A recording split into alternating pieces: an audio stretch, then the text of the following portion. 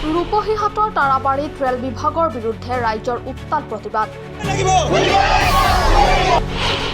Rail বিভাগৰ মইমতালিৰ বাবে ওলাই আহিল একাংশ লোক।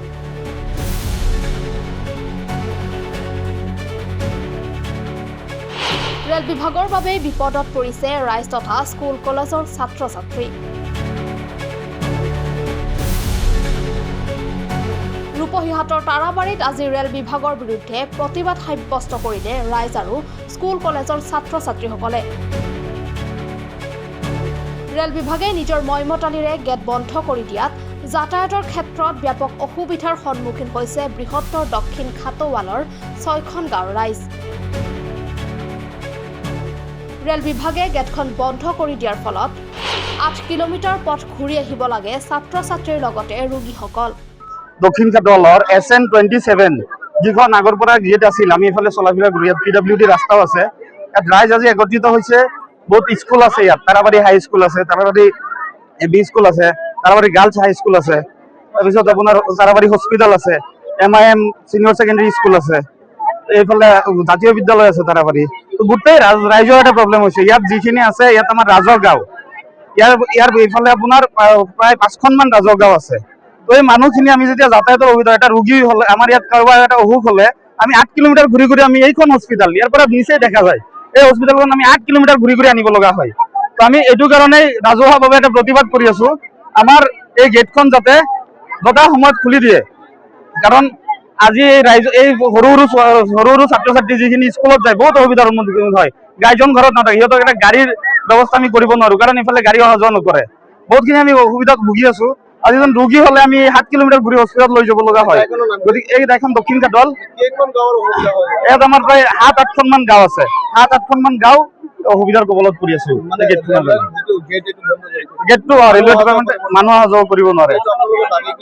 এইটো এই গেটখন আমাক যিকোনো প্ৰকাৰে আমাক খুলি দিয়ক। আমাৰ কাৰণ ইয়াত ছাত্ৰ-ছাত্ৰীৰ ভৱিষ্যতৰ কথা আছে, ছাত্ৰ-ছাত্ৰী স্কুলত অহা যোৱা কৰে, বহুত অসুবিধা হয়। খোলা আছিল, কিন্তু বিগত কেইদিনমান পূৰ্বে, 4-5 মান পূৰ্বে সিহঁতে আহি ডাইৰেক্ট আমাক ব্লক কৰি দিলে, পোষ্ট কৰি দিলে। এইটো কাৰণে আমি এইফালে আকৌ PWD ৰুট এখন গৈছে।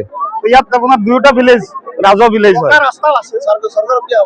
চৰকাৰ এটাই আবেদন জনাও, যাতে এই সৰু সৰু ল'ৰা-ছোৱালীৰ পিনে চাই, ছাত্ৰ-ছাত্ৰীৰ ভৱিষ্যতৰ পিনে চাই, আৰু আমাৰ মানুহখিনি যাতে সুস্বাস্থ্য, গভৰ্ণমেণ্টে সদায় কৈয়ে থাকে উন্নয়নৰ কথা, স্বাস্থ্যৰ কথা আমাৰ, কিন্তু এই সুস্বাস্থ্যৰ যাতে ব্যৱস্থাটো ল'ব পাৰে, সেইটো মোৰ ফালৰ পৰা আহ্বান। আমাক গেট দিয়ক, আমাক আণ্ডাৰগ্ৰাউণ্ড দিয়ক, আমাক চলাচল কৰাৰ এটা সুবিধা দিব লাগে চৰকাৰে। সেইটো কাৰণে আমি আজি একত্ৰিত হৈছো।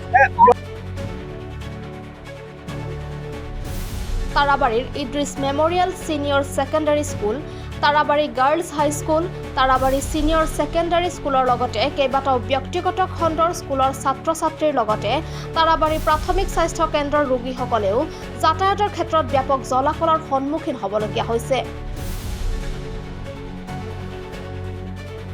এই বিষয়ে স্থানীয় ৰাইজে 2014 চনৰে পৰা কেইবাবাৰো লিখিত অভিযোগ দিয়াৰ পিছতো কোনো ব্যৱস্থা গ্ৰহণ কৰা নাই ৰেল বিভাগে।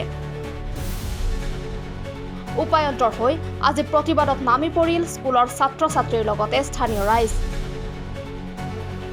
প্ৰতিবাদকাৰীসকলে ৰেল বিভাগৰ বিৰুদ্ধে বিভিন্ন শ্লোগান দি উত্তাল কৰি তোলে পৰিৱেশ। মানে আমি ইয়াত আজি একত্ৰিত হৈছো যে এইখন আমাৰ দক্ষিণ খাটৱালত বিভিন্ন বিদ্যালয় প্ৰতিষ্ঠান আছে, চিকিৎসালয় আছে, ছাত্ৰ-ছাত্ৰী অহা যোৱা কৰিবৰ বাবে যাতায়াত ব্যৱস্থাত বিশেষ বাধা প্ৰদান কৰিছে।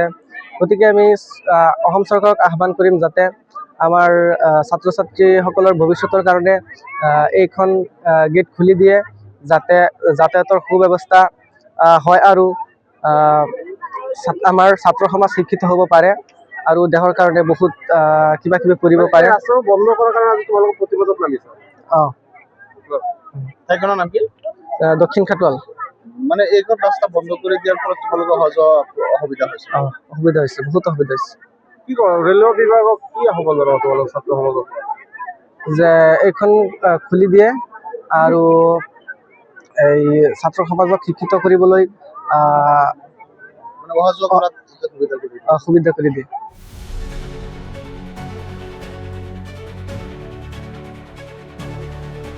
News Desk Report, SAS, The Reality.